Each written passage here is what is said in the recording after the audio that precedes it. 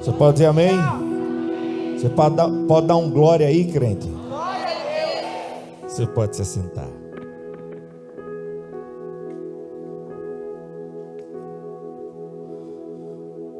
Bom ter você aqui e começar a rever alguns santos queridos de Deus, não apenas por uma questão de número.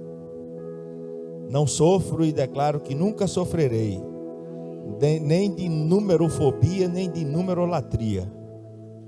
Os números não irão encher os meus olhos nunca, mas é bom ver que existem irmãos e irmãs que estão retornando ao convívio da igreja, porque isso se faz mais do que necessário. Mas eu tenho algo para ministrar a sua vida, e eu queria te perguntar: qual é a vida que estamos vivendo com Deus? A de apenas frequentar uma igreja? Frequência essa que está comprometida na vida de muitos? Eu quero te perguntar, para te propor essa reflexão: qual é a forma que temos nos relacionado com o Espírito Santo? Querendo que Ele apenas nos console em momentos difíceis? Pois sabemos pela palavra que Ele é o Paráclito, Ele é aquele que veio para estar ao lado, Ele é o Consolador. Que relação nós temos com o Espírito Santo, querendo senti-lo apenas num culto como esse? Quem verdadeiramente está no controle dessa vida que vivemos? Qual é a vida de oração que temos vivido com Deus? Considere comigo algumas verdades sobre o Espírito de Deus. Pois uma coisa é ter algumas experiências em momentos específicos. Outra é ser verdadeiramente cheio, controlado por Ele. Uma coisa é ter o Espírito agindo em nós por alguns momentos, nos proporcionando algumas experiências. Outra coisa é ser cheio. Quarta-feira eu falei sobre isso, sobre esse conceito no Novo Testamento. Quando a Bíblia diz ser cheio, significa ser controlado por. Porque aquilo que nos enche, nos controla. Tem gente se relacionando com o Espírito Santo de Deus como era no Antigo Testamento. Eram porções para ocasiões específicas. Não, o Espírito de Deus foi derramado sobre toda a carne. Amém, igreja? O nosso coração precisa ser o lugar onde o Espírito de Deus reina. E não apenas um lugar que Ele se faz presente para consolar e animar. O que, por sinal, não é errado querer. Precisamos dessa ação do Espírito de Deus em nossa vida. Quem não precisa? Todos nós precisamos. Mas Ele tem que reinar, irmão. Em todos os momentos. Do acordar até o dormir. É preciso viver em verdadeira intimidade. E eu quero falar, sabe sobre o que nessa manhã? Diga só essa palavra, diga assim: intensidade. Diga mais uma vez, diga intensidade. Quando a gente vive isso, a gente deixa o Espírito de Deus reinar em nós. Quando a gente vive nessa intensidade, a nossa vontade é verdadeiramente subjugada à vontade dEle. E mais, considere isso com toda atenção. Você olhe para o seu coração, para a sua vida. Eu olho para o meu coração, eu olho para a minha vida. E nessa manhã aqui, diante do Espírito de Deus e diante da ministração da palavra, precisamos ser sinceros, sem cera, precisamos ser autênticos, para considerar o seguinte: se Cristo realmente está presente em nossos corações, e se Ele reina verdadeiramente em nossas vidas, algumas coisas não podem fazer parte dessa vida. Se não, estou aqui para ser bem honesto com você. Você está caminhando para o inferno dentro da igreja. Você faz parte da igreja, mas você está caminhando para o inferno. Vive do mesmo jeito. Não tem coragem de se colocar diante de Deus e deixar que na olaria dele Ele retire, Ele quebre o vaso, Ele te faça novo. É aquela aquela coisa carrancuda, é aquele jeito e permanece daquele jeito. Espera aí, ele reina ou não reina na sua vida? Há entrega ou não há? São apenas em alguns momentos. Vejamos que coisas são essas que não podem estar em nós, na nossa vida, no nosso coração, se vivemos essa intensidade. Abra sua Bíblia aí, por favor. Quero destacar, citar aqui 2 textos para dar destaque. 2 Coríntios capítulo 6. 2 Coríntios capítulo 6, eu quero ler com a amada igreja o verso 17 e 18. Estamos na EBD, o nível é hard. Eu digo o texto e já leio, amém, irmão? Porque você está treinando, amém? Portanto, saiam do meio deles e separem-se, diz o Senhor. Não toquem em coisas impuras, e eu os receberei. Serei o seu pai, e vocês serão meus filhos e minhas filhas. Quem é que fala? Diz o Senhor todo.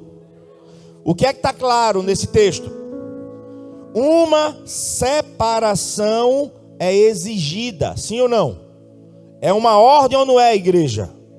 Saiam do meio deles, separem-se, diz o... Tem muito crente moderninho, só se dá mal. O português bem claro, só se arrebenta, porque é moderninho demais. A palavra de Deus não muda não, irmãos. A palavra de Deus não muda e ela continuará sendo um instrumento que o Espírito de Deus usa para que haja intensidade na minha e na sua vida, na relação com Ele. Vamos focar aqui nesse texto. Como povo de Deus, estamos no mundo, amém, irmãos? Estamos no mundo, amém? Mas em hipótese alguma, o mundo ou o que há nele pode estar em nós. Para você entender, assim como o barco deve estar na água, mas a água não pode, em hipótese alguma, entrar no barco. O barco precisa estar na água, sim ou não? Sim ou não? Mas a água não pode entrar no barco. Convivemos com pessoas que não são convertidas, mas não podemos nos associar a elas. Como assim, pastor? Devo me sentir superior ou melhor do que quem quer que seja? Em absoluto, de maneira nenhuma. Então, como entender essa ordem expressa de Deus? Separem-se, não toquem nessas coisas. Convivemos com todos, mas não podemos nos associar com as práticas pecaminosas e abomináveis. Não podemos nos assentar à roda daqueles que adotam um estilo de vida afastado de Deus. A ordem é clara: devemos nos afastar de toda e qualquer forma de mal, seja ela comercial, social, emocional e espiritual. Dê testemunho, crente. O Espírito de Deus domina a sua vida ou não? Ou é só no domingo? Há intensidade? Ou é só quando você está na prova? Ora por mim. Eu preciso do consolo. A obra dele na minha, na sua vida, é muito mais do que resolver os nossos problemas, irmão. Se você caminha na sua vida com Deus, focando apenas ele resolver os seus problemas, escute seu pastor, você está no raso. A minha caminhada com Deus não é para ele resolver os meus problemas, não é para ele me dar vitória, ele é a razão da minha vida. Nesse mundo eu vou ter problema. Como já afirmamos, uma separação é exigida. Questão de semântica, interpretação do texto, é o próprio Senhor quem fala através de Paulo. Por que a separação é exigida? Porque ela é condição indispensável para que eu possa me relacionar como filho.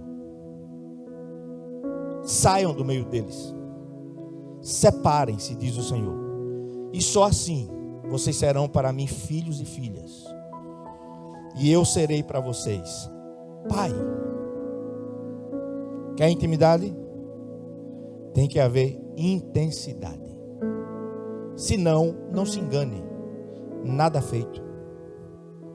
Saiam do meio deles, separem-se, não toquem em coisas impuras, e só assim eu os receberei. Volta a dizer, não nutra no seu coração nem na sua vida o sentimento de superioridade com quem quer que seja. Eu e você não somos melhores do que ninguém. Amém?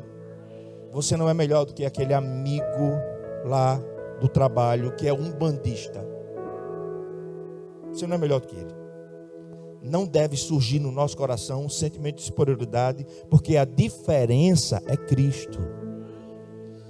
A luz dele brilhou, a luz dele nos tirou das trevas. É Cristo. E o que ele fez em nós, ele quer fazer neles. Amém? Então entenda que essa separação não deve me fazer pensar que eu sou melhor do que ninguém. Mas eu tenho dono. Eu não estou apenas existindo, sobrevivendo. Eu sei onde estou e sei para onde estou indo. Eu sei o que eu tenho que fazer nessa vida e dessa vida que Deus me deu. Diga mais uma vez, diga assim, intensidade. Olhe para quem está do seu lado e diga assim, se não houver separação, não haverá comunhão. Guarde isso. A nossa relação com Deus, com o Espírito de Deus, precisa ser prioridade. E a base dessa relação é verdade e intensidade. Nunca se esqueça, nunca desconsidere que Tiago fala isso de forma muito clara. Não se engane, a amizade com o mundo te torna inimigo de Deus. 1 João 2, 14 e 15. Porque tudo que há no mundo, a concupiscência da carne, a soberba dos olhos, a soberba da vida, não provém do Pai, mas do mundo. E o mundo, com a sua concupiscência, passa. Mas aquele que faz a vontade de Deus, permanecerá para sempre. É o que diz a palavra. Então, a amizade com o mundo implica em inimizade com Deus.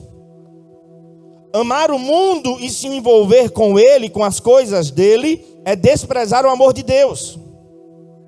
Conformar-se com o mundo é deixar de ser transformado por Deus. É viver no mundo de acordo com os seus ditames, e quem assim vive será condenado com ele. Não tem outra coisa a lhe dizer. O que é que temos em nossos corações? Gálatas 5, 24.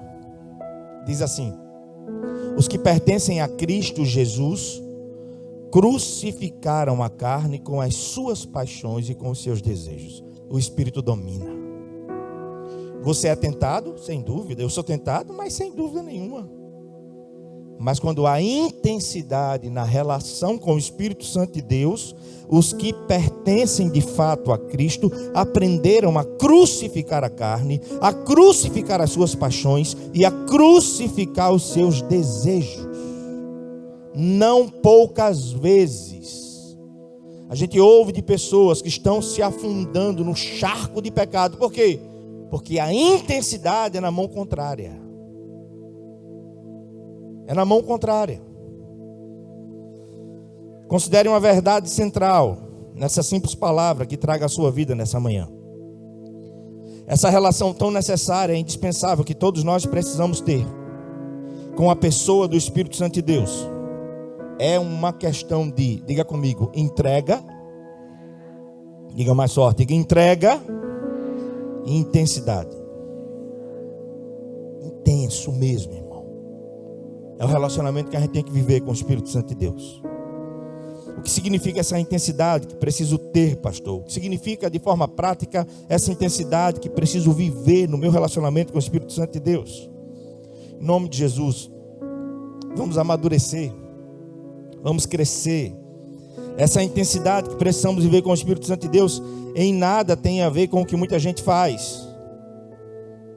A relação íntima com o Espírito não se resume apenas a profetizar, falar em línguas, cortar, sapatear, canelinha de fogo.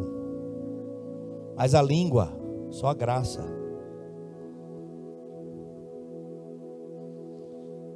Eu fico com a palavra. E recebereis poder ao descer sobre vós o Espírito Santo. Para ser o quê? Para ser o quê? Testemunha. Na minha lida como pastor, ver alguém cheio de Espírito, eu quero ver o testemunho dele e dela. Falar em línguas é errado? Não. Buscar os dons é errado? Não. É bíblico? É. Faça-se tudo com ordem e... Mas é bíblico. Sem dúvida nenhuma. Mas não é a essência. Amém? Viva a intensidade com o Espírito de Deus e Ele te transformará e me transformará de dentro para fora. Posso ouvir um amém? Posso ouvir um amém ou está difícil, irmão? O povo de Deus, e aqui não lhe faltará estímulo para isso. Precisa realmente ler, estudar, crer e obedecer a palavra. Não tem intensidade sem isso. Não tem. Ler, estudar, crer e obedecer. Porque você pode ler para bater uma meta de leitura semanal, mas estudar, aí compreende tempo de qualidade. Pegue um versículo, estude ele, medite ele. Quando ele entrar em você, você grava capítulo, livro e versículo. Porque ele entrou, irmão. É assim que a gente constrói a intensidade. E a gente precisa ler, estudar, crer e obedecer a palavra para quê? Para não incorrer em erros primários. Tem muita gente que é refém da sua falta de conhecimento. Chega a ser absurdo o que muitos fazem por aí. E que muitos se deixam levar, por quê? Errais por não conhecer as Escrituras, nem o poder de Deus. O Espírito de Deus tem o firme propósito de nos fazer crescer. Amém? Amadurecer. Viver em intimidade com Deus. Amém? A gente deve considerar que a maturidade facilita os relacionamentos. Sim ou não? A maturidade facilita a convivência. A maturidade também nos permite ser sinceros e autênticos uns para com os outros, porque ela abre caminho para a transparência. Irmão, escute aqui. Pastor Pedro sempre fala isso. Eu só caminharei com quem eu confio. Somente. Nem ministério, nem igreja, nem ninguém me forçará a nada. Sabe o que é nada? Nada. Porque a obra é muito séria. Estava lendo um livro e ouvi isso. Ovelha só bebe água em lugar tranquilo. As pastagens nesse lugar têm que ser serenas. As águas tranquilas. E eu como pastor estou atento. Amém? Porque esse é e sempre será um lugar de vida. Amém? Então, intensos na relação com o Espírito Santo de Deus, a gente será em todo tempo autêntico e sincero. Olha que maravilha. Você é o mesmo aqui. Você é o mesmo em casa.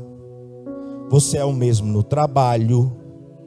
E ninguém vai ter o desprazer de repente alguém conhecer você em comum e dizer: ah, o fulano lá de igreja, aquele cabo é crente? Sabia não. Misericórdia. Seja cheio, irmão. Não é a igreja que muda a sua vida, não. É o Espírito Santo de Deus que dia após dia vai dizer: ó, tá vendo esse penduricalho aqui? Tira isso da tua vida, tira isso da tua vida, se desfaça disso. Porque se a gente vive nessa intensidade, tem coisas que não podem fazer parte da nossa vida. Amém? Amém? Falando aos irmãos da igreja em Coríntios, Paulo disse assim, em 1 Coríntios 3, de 1 a 3: eu, porém, irmãos, não pude falar como a espirituais, e sim como a carnais, como a crianças em Cristo. Leite vos dei a beber, não vos dei alimento sólido, porque ainda não podíeis suportar. Nem agora podeis, porque ainda sois carnais. O apóstolo conhecia a igreja. Portanto, havendo entre vós ciúmes e contendas, não é assim que sois carnais e andais segundo o homem? Olhe para mim. Paulo esclarece no texto que existem dois tipos de pessoas: as maduras e as imaturas. A gente desiste facilmente de uma vida? Não. A gente caminha quantas milhas forem necessárias. Sim ou não? Acabei de receber uma mensagem ali pelo Insta. Estou à disposição. Erros recorrentes. Quando você vive a intensidade do Espírito, o Senhor vai te levando para um nível cada vez maior. Experiência, firmando, abençoando. Amém? O contrário é terrível. Você vai só se afundando, se entregando, ao ponto de você chegar e desacreditar da vida. Eu acabei de dizer, sua vida é muito preciosa. Nada de desistir dela. Não importa onde o pecado te levou. Se você decidir entregar sua vida e deixar o Espírito de Deus fazer a obra, onde abundou o pecado, vai superabundar a graça. E a vida será alcançada, transformada e renovada. Quem crê nisso? Quem crê nisso?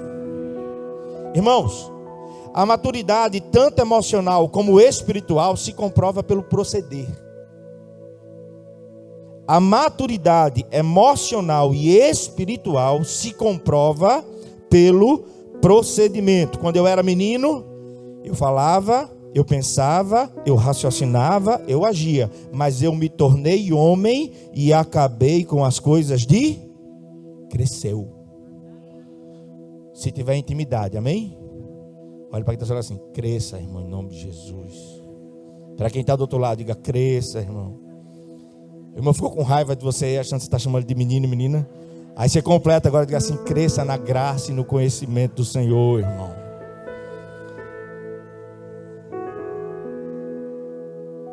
Um cristão só amadurece, só cresce, quando ele permite verdadeiramente que o Espírito do Santo de Deus lhe ensine.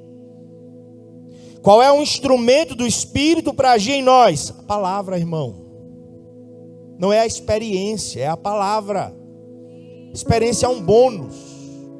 É a tua intimidade com Ele. Ele te fala algo e como Ele falou, aconteceu. Aí você comprova: Deus está falando intimamente comigo. Aí a gente cresce.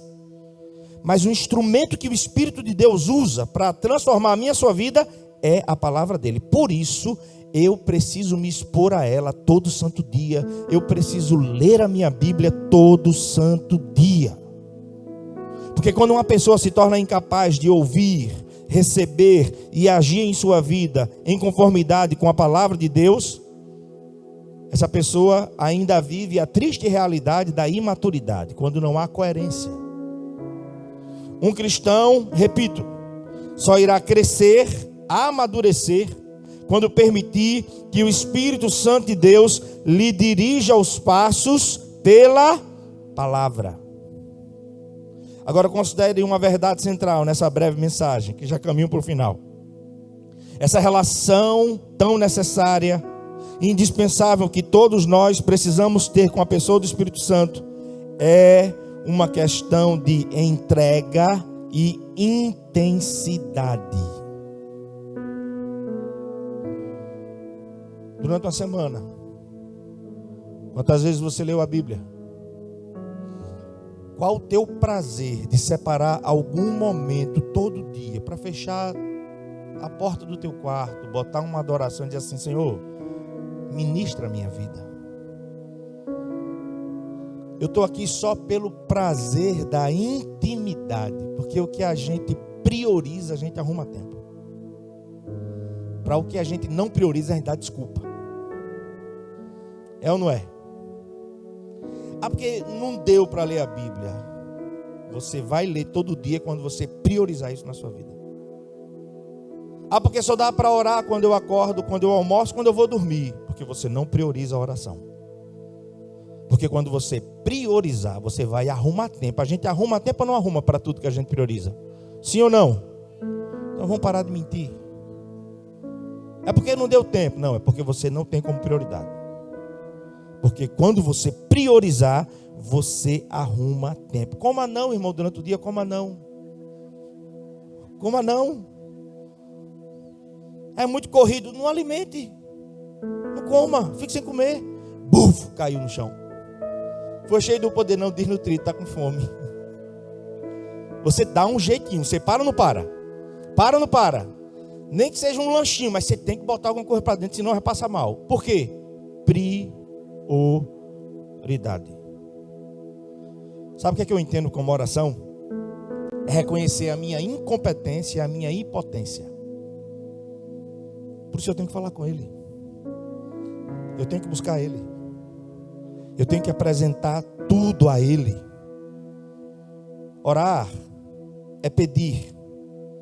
E quem pede é fraco e dependente. Orar é quebrantar-se. E para isso precisamos abrir mão da nossa autoconfiança e da nossa pretensa independência. Orar é humilhar-se diante de Deus. Por isso, temos tanta dificuldade para fazer isso. Foi Charles Spurgeon que disse: sempre que Deus deseja realizar algo, Ele sempre convoca o seu povo para orar. A gente botou um propósito no coração com esse bazar. A gente tem 200 mil até 22 de fevereiro do ano que vem. Senhor, permita que a gente possa pagar no mínimo tanto. A gente vai pagar mais do que esse tanto. Sabe por quê? Porque Deus ouve. E sabe por quê? Sabe como é que a gente tem orado? A gente tem dito assim: se o Senhor não fizer, ninguém pode fazer.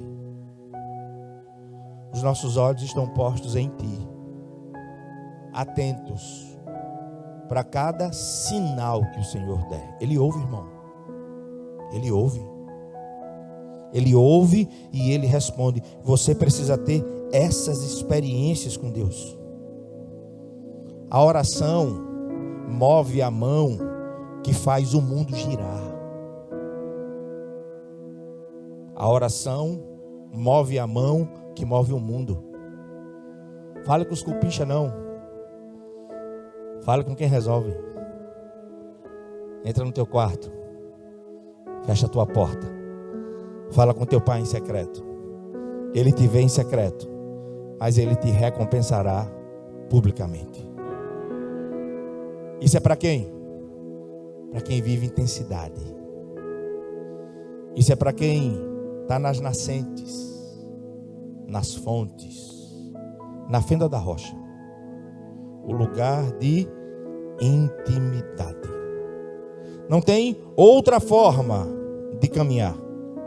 Precisamos e necessitamos dessa vida intensa com o Espírito Santo. E não há outra forma de vivermos, de construirmos isso, a não ser por uma vida de oração.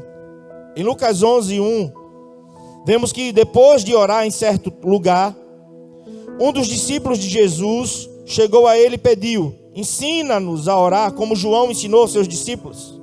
Sem dúvida, um dos impactos de Jesus na vida de seus discípulos foi a sua vida de oração. Leia os evangelhos buscando essa informação e você vai ver que está lá continuamente. E se retirava e ia orar. Orou em seu batismo? Orava solitariamente, porque a parte mais importante da vida com Deus é aquela que ninguém vê. Amém? A parte mais importante da minha vida com Deus é a que você não vê. É a que a minha esposa não vê. É a que meus filhos não vê. Porque senão eu sou motivado a querer mostrar alguma coisa. A parte mais importante é aquela que ninguém vê. Sou eu e Deus. Mas Jesus, de forma contínua, se retirava para a oração. Orou em seu batismo. Orava solitariamente. Antes de escolher os 12, em sua transfiguração. E eu poderia aqui enumerar inúmeros contextos. E a verdade é que Somente quem tem vida de oração é que pode ensinar sobre oração. Por isso os discípulos viram isso e Jesus disse: Senhor, ensina-nos a orar. E Jesus ensina o Pai Nosso. Entra no teu quarto, fecha a tua porta, viva a intimidade com Ele. E quando orar, ore assim. O Pai Nosso não foi ensinado para ser uma reza, porque o que Deus deseja é relacionamento. Há os pilares da oração: o teu reino, a tua vontade, como ela é feita perfeitamente no céu, porque a oração não é uma estratégia que eu uso para querer mudar a vontade de Deus. Não, a oração eu submeto a minha vontade à vontade de Deus. E aí Jesus nos ensina isso. O apóstolo Paulo era um homem de oração. O segredo da sua vitalidade espiritual era a sua vida de oração.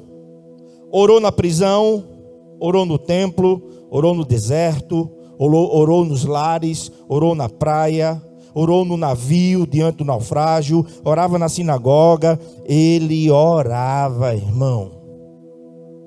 Não tem como ter intensidade sem leitura da palavra. Não tem como ter intensidade sem vida de oração. Não tem como. Você vai ter lampejos. Você vai ter alguns momentos específicos. Mas tem muito mais para mim e para a sua vida. A história resiste a um fato. Quando o evangelista Moody viajou para Londres a fim de ouvir Charles Spurgeon. Está nos anais da história. O que Moody disse foi: o que mais me impressionou não foi o louvor, embora certamente nunca vi um cântico tão lindo, tão sublime, um cântico congregacional. O que me impressionou não foi a exposição de Spurgeon. Era conhecido como o príncipe dos pregadores, apesar da sua excelência na pregação. O que mais me impressionou, disse Moody sobre Spurgeon, foi a sua oração. Ele orava como alguém que tinha grande acesso a Deus. E quando orou, ele trouxe a realidade do céu para a terra. Que você seja cheio. E por onde passar, o perfume de Cristo se espalhe. Que você seja tão cheio, tão cheio, tão cheio, que quando você abrir a sua boca para orar no seu trabalho, o céu se manifeste ali. Domingo passado, um casal, não sei se ele está aqui, vieram do Amapá ou Macapá, fazendo concurso e tal. E ele disse: apenas passamos pela frente da igreja e fomos atraídos para entrar nela. Aí eu disse: deixa eu te dizer que a gente tem orado por isso, para que as pessoas, ao passarem na porta da igreja, sem ninguém lhes convidar, tenham o desejo de entrar. Por quê? Porque o Santo Espírito é bem-vindo aqui. E o que é que ele quer fazer? Ele quer inundar. Ele quer preencher. Ele quer dominar. Ele quer te conduzir a uma vida de intensidade. Quem crê nisso? Quem crê nisso? Enquanto a equipe de louvor se prepara para a gente encerrar, eu acho muito interessante uma figura que Paulo usa em Romanos 15:30, falando sobre oração. Ele diz assim: recomendo, irmãos, por nosso Senhor Jesus Cristo e pelo amor do Espírito, que se unam a mim em minha luta, orando a Deus em meu favor. Interessante isso aqui. Paulo entendia a oração como uma luta, e convocam os irmãos em Roma para lutarem juntamente com ele. E aí eu gosto de pegar os detalhes, né? Lutar, essa palavra aqui, esse verbo aqui faz parte do vocabulário dos Jogos Olímpicos. E era utilizada naquele contexto lá para descrever esforço, dedicação e disciplina. Não é diferente na nossa vida espiritual. Diga comigo: esforço. Fale mais forte: esforço, dedicação e disciplina. Quer intensidade? Nunca se esqueça disso. Esforço, dedicação e disciplina. O pequeno valor que damos à nossa vida de oração torna-se mais que evidente pelo tempo que dedicamos a ela. Eu quero orar pela minha vida e pela sua, e que o Espírito de Deus realmente tome conta do meu e do seu ser. Amém? Feche teus olhos, em nome de Jesus.